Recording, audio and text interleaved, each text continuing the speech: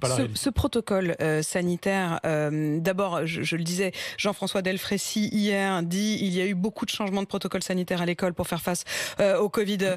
À un moment donné, il faut arrêter de changer parce que les familles sont totalement perdues. C'est ce que je disais, vous n'êtes pas tellement aidé, mais fondamentalement, j'ai envie de vous demander, est-ce qu'il va encore changer justement et quand ? Vous savez, le fait qu'il change fréquemment, c'est le corollaire inévitable du sens de l'adaptation que nous devons avoir. C'est pénible pour tout le monde. Je suis le premier à en convenir, mais chacun doit comprendre que c'est comme ça qu'on a réussi, par exemple, tout au long de l'année 2020-21, à avoir l'école ouverte, ce qui est quand même fondamental. L'UNESCO a sorti hier des chiffres qui montrent qu'on est dans le groupe de 10% des pays qui ont le plus ouvert l'école.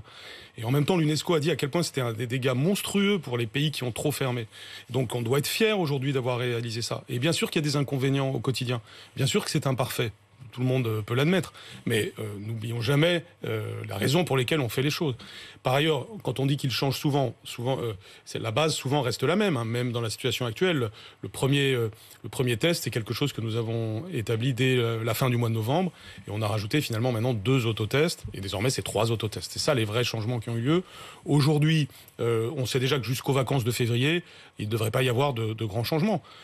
Au sortir des vacances de février, vous l'allégerez ? J'espère, oui, c'est l'objectif. Et c'est quand la fin des vacances de février ? Parce qu'en fait, ça il y dépend a des 3 zones. Alors, justement, là encore, pragmatisme, c'est-à-dire les zones, elles peuvent aussi correspondre à des contaminations différentes. Donc, on est obligé de parler non pas au futur simple, mais au conditionnel. Et donc, c'est le prof qui parle. Oui, et aussi le pragmatique, si vous voulez.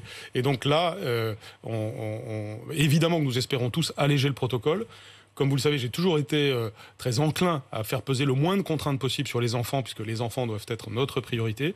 Et c'est donc ce que l'on va faire, mais avec réalisme en fonction de la situation sanitaire. Vous nous confirmez quand même que ce que vous espérez, c'est pouvoir alléger le protocole au sortir des vacances de février. Oui. Et vous tiendrez compte des zones, à la fois des zones, parce que tout simplement les vacances, elles sont par zone, mais aussi des zones géographiques par rapport au taux d'incidence. Ça pourrait être le cas, puisque là, en l'occurrence, il y a des zones de vacances, donc il faut regarder ce qui se passe zone par zone, mais j'espère aussi qu'on pourra avoir... Non, mais c'est pour ça, j'espère qu'on aura des mesures nationales.